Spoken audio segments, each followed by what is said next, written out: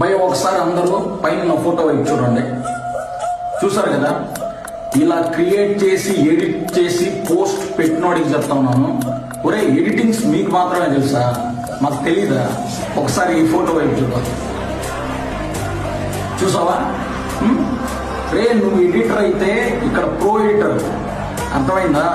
నీకు మించి చేస్తాం. మంచిగా ఉంటే మంచి, తేడాలు వస్తే సీన్ ఇలానే రివర్స్ చేస్తాం. తేజ, నువ్వు మనిషివైతే పెరిగేవులే గాని మైండ్ సెట్ మాత్రం మొత్త పిల్ల పువ్వు మైండ్ సెట్ నీది అసలకి.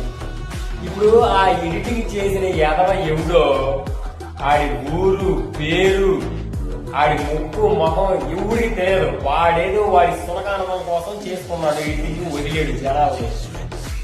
నువ్వు ఆడి ఎవడో ఎడిటింగ్ చేసిన దాన్ని ఇది నీ భుజాల మీద వేసుకోవాలా మోస్తున్నావు చూడు.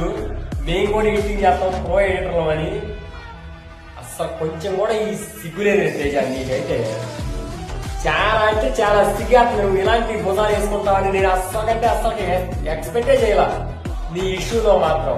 కానీ నువ్వు ఇలాంటివన్నీ భుజాలు వేసుకొని మోస్తున్నావు చూడు, మేము కోటి కావం అని చెప్పేసి నాకు సిగ్గేస్తుంది. నీకేమో కానీ రస్తావే, నాకు సిగ్గేస్తుంది. నువ్వంటే కాటితో కూర్చో అభిమానం ఉండేది ఇప్పుడు దాకా.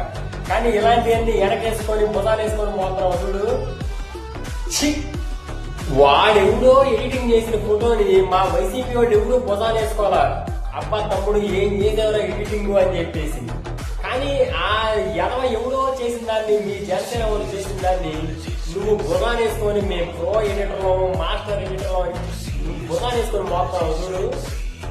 ఇంతకు మించిన సిగ్గుమాలిన పని ఇక వేరే ఉన్నది తేజ. నిజంగా నువ్వు అలాంటి ప్రోత్సహిస్తున్నావు అన్నమాట.